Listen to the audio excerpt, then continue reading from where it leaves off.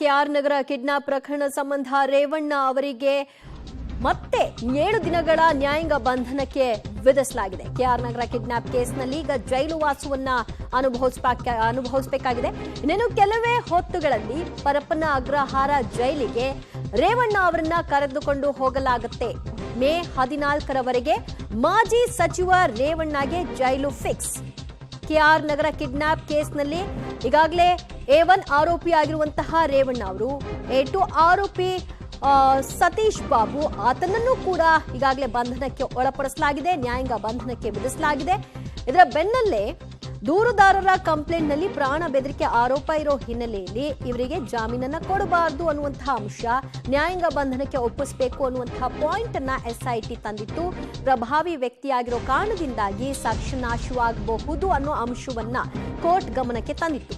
ಇದೆಲ್ಲವನ್ನ ಆಲಿಸಿದ ಬಳಿಕವಾಗಿ ಮೇ 14ರವರೆಗೆ ಮಾಜಿ ಸಚಿವ ರೇವಣ್ಣ ಅವರು ಪರಪ್ಪನ ಅಗ್ರಹಾರದಲ್ಲಿ ಇರಬೇಕು, ಜೈಲು ಅಂತ ಆದೇಶವನ್ನ ಮಾಡಲಾಗಿದೆ.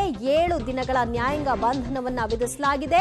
ಕೆಆರ್ ನಗರ ಕಿಡ್ನಾಪ್ ಕೇಸ್ನಲ್ಲಿ ಈಗ ರೇವಣ್ಣ ಅವರು ಕೂಡ ನ್ಯಾಯಾಂಗ ಬಂಧನಕ್ಕೆ ಒಳಪಡ್ತಾ ಇದ್ದಾರೆ. ಅವ್ರನ್ನ ನ್ಯಾಯಾಂಗ ಬಂಧನಕ್ಕೆ ಒಪ್ಪಿಸಲಾಗಿತ್ತು. ಆ ನಂತರದಲ್ಲಿ ಬಾಡಿ ವಾರೆಂಟ್ನ ಮೂಲಕವಾಗಿ SIT ಕಸ್ಟಡಿಗೆ ಪಡೆದುಕೊಂಡು 4 ದಿನಗಳ ಅವಧಿಯಲ್ಲಿ ವಿಚಾರಣೆಯನ್ನ ಮಾಡಿತ್ತು. ತನಿಖೆಗೆ ಸಹಕಾರವನ್ನ ಕೊಟ್ಟಿಲ್ಲ, ಅವರು ಯಾವುದೇ ರೀತಿಯಾದಂತಹ ಉತ್ತರವನ್ನ ಕೊಡ್ತಾ ಇಲ್ಲ ಈ ಕೇಸ್ನಲ್ಲಿ. ಹಾಗಾಗಿ ಹೆಚ್ಚುವರಿಯಾಗಿ ಪೊಲೀಸ್ ಕಸ್ಟಡಿಗೆ ಬದಲಾಗಿ ನ್ಯಾಯಾಂಗ ಬಂಧನಕ್ಕೆ ಕೊಡಿ ಅಂತ ಕೂಡ ಮನವಿಯನ್ನ ಮಾಡಿತ್ತು. ಇದೆಲ್ಲವನ್ನ ಆಲಿಸಿದಂತಹ ನ್ಯಾಯಾಲಯ ಅಂತಿಮವಾಗಿ ತನ್ನ ತೀರ್ಪನ್ನ ಇಡ್ತು. 7 ದಿನಗಳ ನ್ಯಾಯಾಂಗ ಬಂಧನ ಅಂತ. ನಾಳೆ ಜಾಮೀನು ಸಿಗದಿದ್ದರೆ ಮೇ 14ರವರೆಗೂ ಕೂಡ ರೇವಣ್ಣ ಅವರು ಜೈಲಿನಲ್ಲಿ ಇರಬೇಕಾಗುತ್ತೆ. ಕಾರಣ ನಾಳೆ ಜಾಮೀನು ಅರ್ಜಿಯ ವಿಚಾರಣೆಯನ್ನ ಕೈಗೆತ್ತಿಕೊಳ್ಳಲಾಗುತ್ತೆ. ಇವತ್ತು ವಿಚಾರಣೆಯನ್ನ ನಡೆಸಲಾಯಿತು.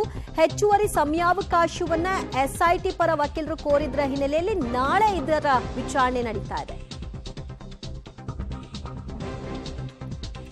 ಮತ್ತಷ್ಟು ಮಾಹಿತಿ ಪಡೆಯೋಣ ನಮ್ಮ ಪ್ರತಿನಿಧಿ ಮುರಳೀಧರಿಂದ. ಮುರಳೀಧರ್, ಸದ್ಯ ನ್ಯಾಯಾಂಗ ಬಂಧನ 7 ದಿನಗಳ ಅವಧಿಗೆ ಅಂತ ತಿಳಿಸಲಾಗಿದೆ. ಆದರೆ ನಾಳೆ ಜಾಮೀನು ಅರ್ಜಿಯ ವಿಚಾರಣೆ ಕೈಗೆತ್ತಿಕೊಳ್ಳೋದ್ರಿಂದ ನಾಳೆ ಜಾಮೀನು ಸಿಕ್ಕರೆ ಆಗ 7 ದಿನಗಳ ಅವಧಿ ಏನಿದೆ ಅದು ಮುಗ್ದಂತೆ ಅಲ್ವಾ? ದಿವ್ಯ, ಏನಂದ್ರೆ ಪ್ರಮುಖವಾಗಿ ಈಗಾಗಲೇ ಒಂದು ಇರುವಂತದ್ದು ಜಾಮೀನಿನ ಅರ್ಜಿ ವಿಚಾರಣೆನ ಮಾನ್ಯ ಮಾಡ್ಬೇಕಾ ಇಲ್ವಾ ಅನ್ನೋದ್ರ ಬಗ್ಗೆ ಒಂದು ಪ್ರಶ್ನೆ ಎದ್ದಿತ್ತು. ಯಾಕಂದ್ರೆ ಅವರನ್ನ ಪೊಲೀಸ್ ಕಸ್ಟಡಿ ಇದ್ದ ಸಂದರ್ಭದಲ್ಲಿ ಆ ಅರ್ಜಿಯ ಮಾನ್ಯತೆಗಳ ಬಗ್ಗೆ ಒಂದಿಷ್ಟು ವಾದ ಪ್ರತಿವಾದವನ್ನ ಮಾಡ್ಬೇಕಾಯ್ತು. ಆದ್ರೆ SIT ಅಧಿಕಾರಿಗಳು ಅಂದ್ರೆ SIT SPP ಏನಿದ್ರು ಅವರು ಒಂದು ಕಾಲಾವಕಾಶಕ್ಕೆ ಒಂದು ಮನವಿಯನ್ನ ಸಲ್ಲಿಕೆ ಮಾಡ್ತಾರೆ. ಆ ಹಿನ್ನೆಲೆಯಲ್ಲಿ ನಾಳೆ ಬೆಳಗ್ಗೆಗೆ ಅರ್ಜಿ ವಿಚಾರಣೆ ಮುಂದೂಡಿಕೆ ಆಗಿರುವಂತದ್ದು. ಈಗಾಗಲೇ ಅವರು ನ್ಯಾಯಾಂಗ ಬಂಧನದಲ್ಲಿ ಇರೋ ಹಿನ್ನೆಲೆಯಲ್ಲಿ ಅವರ ಜಾಮೀನು ಅರ್ಜಿ ವಿಚಾರಣೆ ಮಾಡ್ಲಿಕ್ಕೆ ನಾಳೆ ಯಾವುದೇ ರೀತಿಯ ಸಮಸ್ಯೆಗಳಾಗಲ್ಲ. ಆ ಹಿನ್ನೆಲೆಯಲ್ಲಿ ನಾಳೆ ಬೆಳಿಗ್ಗೆ ಅರ್ಜಿ ವಿಚಾರಣೆ ಪ್ರಾರಂಭ ಆಗುತ್ತೆ. ಅರ್ಜಿ ವಿಚಾರಣೆ ಪ್ರಾರಂಭ ಆದ ಸಂದರ್ಭದಲ್ಲಿ ಮತ್ತೆ ಏನಾದ್ರು SIT ಅವರು ಆಕ್ಷೇಪಣೆ ಸಲ್ಲಿಸಲಿಕ್ಕೆ ಏನಾದ್ರು ಕಾಲಾವಕಾಶವನ್ನು ಕೋರುವಂತ ಸಾಧ್ಯತೆಗಳು ಕೂಡ ಇರುವಂತದ್ದು. ಸದ್ಯಕ್ಕೆ ಈಗ ರೇವಣ್ಣ ಅವರನ್ನ ನ್ಯಾಯಾಂಗ ಬಂಧನಕ್ಕೆ ಕರ್ಕೊಂಡು ಹೋಗ್ತಾ ಇದ್ದಾರೆ. ಇನ್ನೇನೋ ಕೆಲವೇ ಕ್ಷಣಗಳಲ್ಲಿ ನ್ಯಾಯಾಂಗ ಬಂಧನಕ್ಕೆ ಕರ್ಕೊಂಡು ಹೋಗುವಂತ ತಯಾರಿಯನ್ನ ಈಗಾಗಲೇ ಪೊಲೀಸ್ ಅಧಿಕಾರಿಗಳು ಕೂಡ ಮಾಡ್ಕೊಳ್ತಾ ಇರುವಂತದ್ದು. ದಿವ್ಯಾ. ಓಕೆ ಮುರಳಿ, ಹಾಗೆ ಲೈನಲ್ಲಿರಿ. ಥ್ಯಾಂಕ್ ಯು ಮಾಹಿತಿಗೆ.